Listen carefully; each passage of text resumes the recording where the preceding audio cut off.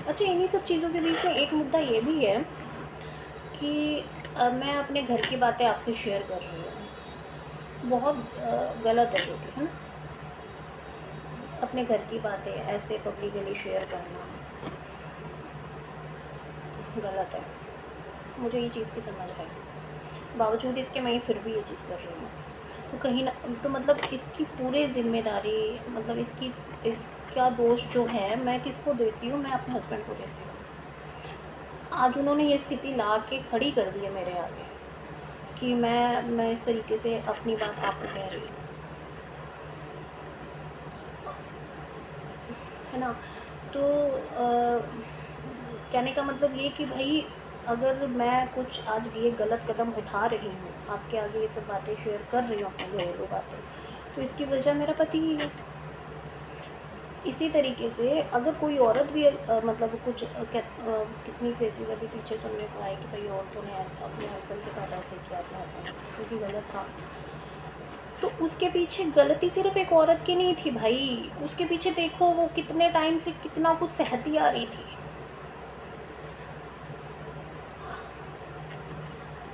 तो कंप्लीटली गलती किसी एक इंसान की नहीं होती। अब यही चीज़ आप मुझे भी बोलोगे कि भाई गलती इस तरीके से, तो आप भी अपने आपकी भी कुछ ना कुछ गलतियाँ रही हैं। हाँ, मैं कह तो रही हूँ, मेरी भी गलतियाँ रही हैं बहुत सी। गलतियाँ क्या रही हैं, शुरुआत में बस मैंने इनके ऊपर पाबंदियाँ लगाने की कोशिश करी, जो चीज़ें मुझे इनकी पसंद नहीं थी वो। अब और मैं बहस करती थी इनसे, लड़ाइयाँ होती थी हमारी, मैं बहस करती थी, बराबर बहस करती थी। लेकिन फिर भी अपनी जो लिमिट होती है ना, गंदी गालियाँ ये वो, मैंने कभी आज तक नहीं दी। क्योंकि भाई इतने से इतनी चीज़ें मिल रही हैं, भैया गालियाँ वालियाँ निकालूंगी तो भाई फिर तो शायद मैं भी ना दिखूँ धरती पे। तो उस सिचुएशन में मैंने कभी अपने झगड़े को, मतलब उस लेवल का मैं बहस नहीं करती थी। हालांकि इन्होंने हाथ भी उठाए हैं मेरे ऊपर। इस घर में आने के 2-2.5 साल बाद एक बार का किस्सा था कि इन्होंने मुझे घर से बाहर निकाला था, हाथ पकड़ के।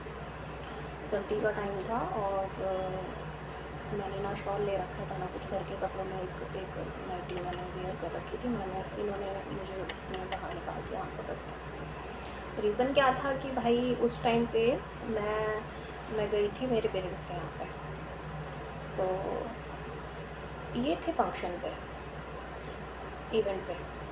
तो मुझे ये पता था, इन्होंने खुद ही नहीं बोला था कि भाई मैं नहीं आऊँगा आज घर पे। तो मैं मेरे पेरेंट्स के यहाँ गई थी, बेटा था साथ में। आते समय हुआ कि मेरी भतीजी भी आई मेरे साथ। तो वहाँ से खाते पीते उन्होंने, मम्मी ने भी बोला कि भाई खा पी के जाओ, घर जाके क्यों खाना बनाओगी। तो मैंने कहा ठीक है। तो खाते पीते निकलते वहाँ से 8:30 समथिंग कुछ हो गए। तो जैसे मैंने पिछली वीडियो में बताया, मैं कंजूस टाइप की औरत, मैं कंजूस टाइप की हूँ। तो उस टाइम मैंने बस लेने की सोची। मेट्रो तो थी अवेलेबल, मैंने कहा मेट्रो में ऐसा जाएगा, ऐसे लेडी मतलब औरतों का किराया है जैसे कि है दिल्ली में फ्री है। तो मैंने मैंने मैंने सोचा कि मैं बस से जाऊँगी। तो बस स्टेशन पे खड़े खड़े खड़े खड़े मुझे 1 घंटा हो गया, जो कि मेरी गलती थी। मतलब कहाँ कह लो 8:30 बजे मैं घर से निकली, बस स्टेशन पे बस का इंतज़ार करते करते मुझे 1 घंटा हो गया, 9:30 बज गए। लेकिन मेरे दिमाग में ये था ना, अरे यार अब आ जाएगी, अब आ जाएगी, अब आ जाएगी, कुछ इस तरीके से। और इनकी ख़ास इंस्ट्रक्शंस हैं मुझे कि भाई टाइम को वैल्यू दो, पैसों को मत देखो। जल्दी पहुंच जाओगे, कहीं पे समय से जाओ, जल्दी पहुंच जाओ, पैसे ज़्यादा लग रहे हैं लगने दो। अरे भाई वो पैसा लेकिन तुम दो तो सही, उतना उस तरीके का तुम खर्चा मेरे हाथ में दो तो सही, उतनी। हालांकि उस समय सिर्फ 20-25 रुपये की, 30 रुपये की ज़रूरत थी, ज़्यादा की नहीं थी। लेकिन एक औरतों में होता है ना, बस छोटी छोटी बचत ऐसी औरतें करती हैं जो, बस वही चीज़ थी मेरे अंदर। अभी भी है, अभी भी जहाँ मुझे लगता है कि भाई कम में काम हो जाए तो मैं चला लेती हूँ। तो उस टाइम 1 घंटा वेट किया हमने, है ना। तो हालांकि लास्ट में मैंने, पता नहीं यार, मैंने शायद ऑटो किया था या रिक्शा कर कर, जैसे 2 बारी रिक्शा चेंज करना पड़ा। तो शायद मैंने रिक्शा किया था या ऑटो किया था कम्प्लीटली। तो हुआ ये कि फिर बीच में इनके फ़ोन, फिर उसी टाइम जब तक मैं बस स्टैंड, हाँ मैंने ऑटो किया था, लास्ट में मैंने ऑटो किया था। जब हम बस स्टैंड पे खड़े थे, 1 घंटे के आसपास हो ही गया था, तो इनके फ़ोन आने लग गए मेरे पास। फ़ोन किस लिए आ रहे थे कि भाई घर में खाने के लिए क्या है। तो मैंने बता दिया, मैंने कहा आपने तो कहा था कि भाई आप फंक्शन पे रहोगे, और मैं तो यहाँ मम्मी के यहाँ आई हुई थी, हम तीनों जने घर आ रहे हैं, और आप देख लो भाई, अभी तो घर पे कुछ बनाया नहीं है, बना हुआ कुछ भी नहीं है, हम भी आएंगे तो इतना टाइम हो ही जाएगा। तो इन्होंने बोला इतना टाइम क्यों हो जाएगा, कहाँ पे है अभी तो। मैंने कहा अभी तो मैं बस स्टैंड पे हूँ। कह रहे क्यों, फिर इतनी देर से क्यों निकली। फिर मैंने कहा कि अब झूठ बोलने की आदत नहीं समझ आया मुझे कि इतना गुस्सा कर जाएंगे इस बात पे। तो मैंने कहा कि नहीं निकली तो मैं जल्दी थी 8:30 बजे, लेकिन आते हुए बस का इंतज़ार करते 9:30 गए। बस इनका जो गुस्सा फूट पड़ा फ़ोन पे, तो सुनाई 4 बातें इन्होंने। फिर मैंने कहा छोड़ो भाई, पैसे नहीं देखने। मैंने उसी टाइम ऑटो लिया और फिर हम तीनों जने ऑटो से गए। कहाँ वो 20-30 रुपये बचाने के चक्कर में मुझे ऑटो के 120 या 150 रुपये के आसपास उस टाइम किराया था, तो मैंने दिया। तो अब घर आई तो मेरे से पहले ये पहुंच चुके थे। इनके बार बार फ़ोन भी आ रहे थे, बेटे के फ़ोन पे फ़ोन आ रहे थे, तू कहाँ पे। अच्छा, फ़ोन आने के बार बार वजह ये थी कि ये अपने साथ चिकन लेके आए थे, तो इनको ये था कि भाई बेटे के साथ मैं खाऊंगा, ये है वो है। अच्छा ठीक है जी, चलो हम कुछ 10:30 या 10:15 के आसपास हम लोग आ गए थे घर। तो आने के बाद इनका क्या था कि मेरे ख्याल से वो चिकन के साथ 1-2 रोटी लेके आए थे और चावल इन्होंने बोला बना ले। तो मैं बना ही रही थी चावल, मैंने चावल रख दिए घर में, सब कुछ माहौल ठीक था उस टाइम तक। इनको गुस्सा तो था ही कि मैं भाई क्यों मैंने इतना समय ख़राब किया बाहर रास्ते में, तो इनको गुस्सा तो इस बात का था ही। तो बोला चावल बना दे, मैं बना रही थी चावल। देन हुआ ये कि भाई की बेटी तो आई थी साथ में, और ये बेटा था, छोटा था तब। तो उस समय इन्होंने बोला कि ये ना चिढ़ाने लग गए उस टाइम गुड्डू बेटे को, प्यार से उसे गुड्डू बोलते हैं घर में। तो उसको चिढ़ाने लग गए। इनकी आदत है, ये कभी भी किसी भी बाहर वाले के सामने ना कभी मुझे मतलब ये तो ऐसे करती है, ये तो ऐसे करती है, इस तरीके की मतलब उनके सामने चीज़ें शुरू कर देते हैं। और सेम यही चीज़ जैसे भाई की बेटी थी उसके सामने वो उसको चिढ़ाने लग गए, अपने बेटे को चिढ़ाने लग गए। अब वो चिढ़ रहा था, गुस्से से वो बार बार मुझे देख रहा है, वो अंदर ही अंदर कलप रहा है जैसे मैं कलपती हूँ, है ना। तो वही चीज़ मुझे उसके अंदर भी दिख रही है भाई, मेरे को अपने बेटे के अंदर वही मतलब वैसे ही वो कलप रहा है जैसे मैं कलपती हूँ। जो छोटी छोटी चीज़ें मुझे नहीं पसंद वो उसको भी नहीं पसंद। तो इन्होंने ये चीज़ उस टाइम करी। तो जब इन्होंने ऐसा किया ना कि भाई मेरे को पसंद नहीं है बेटा मेरा रोए किसी भी बात पे, मुझे नहीं पसंद, वो भी इस बात पे तुम क्यों उसे, जब वो इरिटेट हो रहा है किसी बात को लेके तुम उसे नीचा दिखा रहे हो। बच्चों को क्यों ही नीचा दिखाना यार किसी को भी क्यों ही नीचा दिखाना किसी भी बात को लेके। या तुम मजाक भी कर रहे हो तो तुम मजाक में देखो ना सामने वाले को तुम्हारा वो मजाक हर्ट कर रहा है कि नहीं कर रहा, अच्छा लग रहा है क्या है क्या नहीं। और एक दायरा होता है हर चीज़ का। तो उस टाइम वो बेचारा बच्चा रो गया, चिढ़ रहा है, रो के वैसी शक्ल से मेरे को देख रहा है बार बार।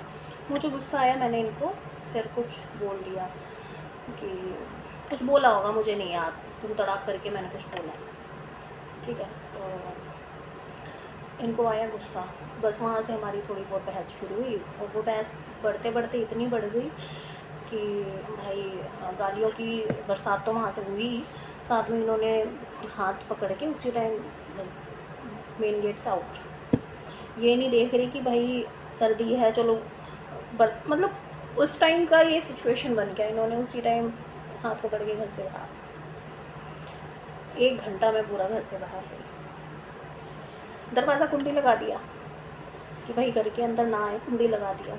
अब मैं ये सोच के मतलब मैं पिघल रही हूँ अंदर, गुस्से में उबल रही हूँ अंदर कि भाई इस दौरान बिल्डिंग का कोई बंदा निकल गया कि और मेरे को सीढ़ियों पे बैठा हुआ देखा तो भाई उसको मैं क्या बोलूँगी कि भाई मैं इतनी सर्दी में बिना शॉल के मैं बाहर सीढ़ियों पे क्या कर रही हूँ, है ना। कोई मतलब बनता है इस चीज़ का। तो हालांकि भतीजी आई है मेरी बार बार कि बुआ आप अंदर आ जाओ, बेटा आया मेरा, मम्मी आप अंदर आओ ना प्लीज़, मम्मी अंदर आओ ना। वो बार बार आ रहा है बुलाने मेरे को, मेरी भतीजी आ रही है मेरे को बुलाने। मैंने कहा नहीं, उस टाइम मेरे अंदर ये था कि वो खुद क्यों नहीं आ रहा बुलाने। मैं उस टाइम इस उम्मीद में थी कि उसको कहीं ना कहीं से थोड़ा सा रियलाइज़ हो जाए कि भाई वो आए और मुझे बुलाए। नहीं बुलाया उसने। हाँ, अंदर इनका खाना पीना हुआ, चावल तो बन ही चुके थे, रोटी ये लेके आए ही थे। अंदर इनका तीनों का खाना वाना हुआ। भतीजी खाना नहीं खा रही थी, बेटा भी नहीं खा रहा था। नहीं आप नहीं खाओगे तो मैं नहीं खाऊंगा, या उसने भी बोला मैं भी नहीं खाऊंगी, बुआ प्लीज़ आप अंदर आओ, ऐसे ऐसे करके। फूफा जी ऐसे ही हैं। भतीजी मेरी बड़ी है, मतलब उस टाइम पे वो यंग 18-19, नहीं, हाँ 18-19 में होगी वो, 18-19 की एज में थी वो। तो उसने ऐसे बोला।